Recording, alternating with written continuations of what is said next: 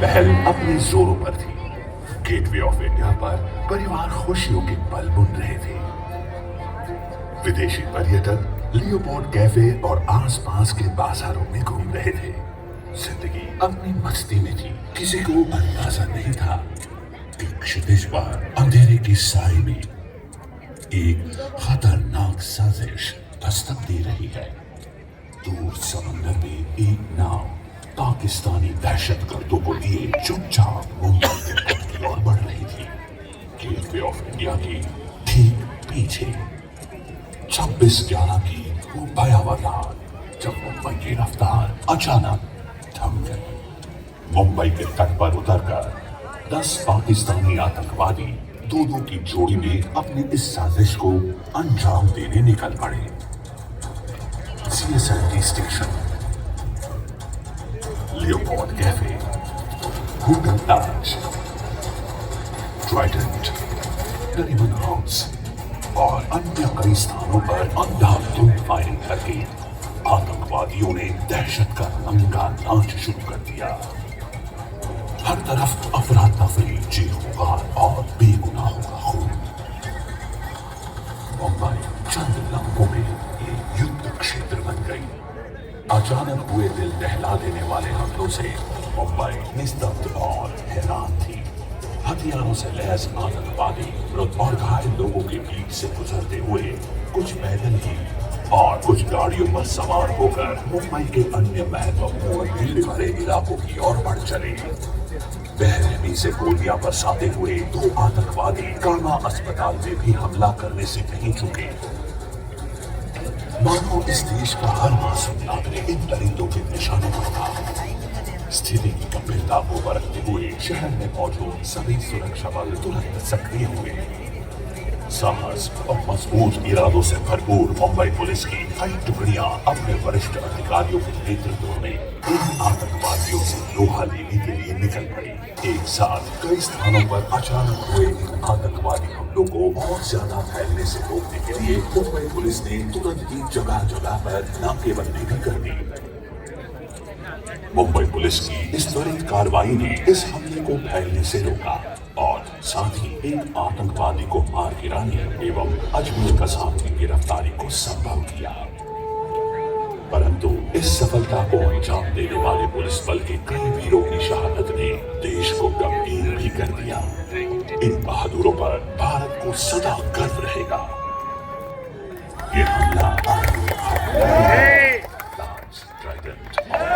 House पर अभी भी दहशत का कब्जा था। उपस्थित सुरक्षा बलों ने अपनी वीरता से और कई मासूमों की जान बचाते हुए हमलों को 3 स्थानों तक सीमित कर दिया था। वीरता और बलिदान की ये कहानी केवल सुरक्षा बलों तक ही सीमित नहीं थी। ताज और ट्राइडेंट के बहादुर स्टाफ ने अपनी सूझबूझ, कर्तव्य निष्ठा का उच्चतम उदाहरण देते हुए अपने प्राणों को दांव पर लगाकर कई बंधकों को वहां से सुरक्षित बाहर निकालने में सुरक्षा बलों की मदद की। परंतु इन स्थानों पर मौजूद कई भारतीय और विदेशी नागरिक बंधकों के रूप में अभी भी आतंकवादियों के निशाने पर थे। बाहर मीडिया की तेज आवाजें पल-पल की खबर सारी दुनिया को सुना रही थी। The commandos are telling you, covering the dome, covering that entire heritage wing of the Taj Hotel. हर भारतीय संस्थान कर इन बंधकों की रिहाई और आतंकवादियों के खात्मे की प्रार्थना कर रहा था। राष्ट्रीय सुरक्षा गार्ड NSG के बहादुर ब्लैकगन कमांडो निडर होकर मैदान में उतरे।